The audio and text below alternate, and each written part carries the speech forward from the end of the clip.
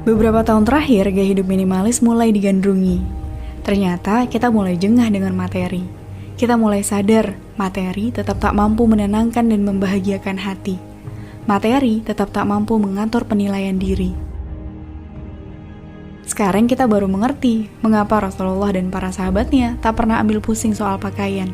Hidup dengan 3-4 baju, cuci, kering, pakai, baju-baju penuh tambalan bisa dikenakan oleh manusia-manusia pilihan. Sekarang kita baru mengerti mengapa Rasulullah dan para sahabatnya tak pernah ambil pusing soal tempat tinggal. Kita ingat bagaimana pesan Salman Al-Farisi pada tukang bangunan rumahnya. Kalau berdiri, kepalaku harus terpentok. Kalau tidur, kakiku harus tertekuk. Atau tangis bahagia Umar bin Khattab saat berkunjung ke rumah seorang gubernur Syam, wilayah kaya raya yang harusnya jadi lahan basah bagi para penguasa. Rumah petak itu hanya berisi pedang, tameng, dan beberapa alat masak.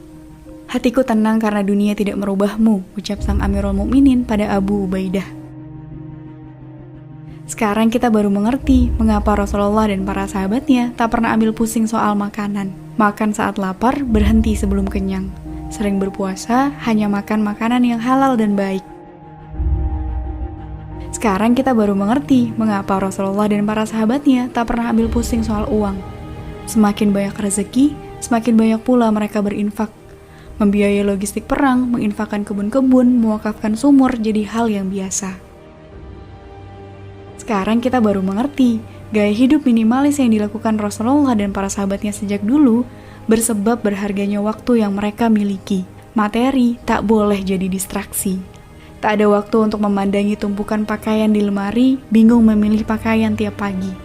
Tak ada waktu untuk berlama-lama belanja, mengikuti fashion terkini.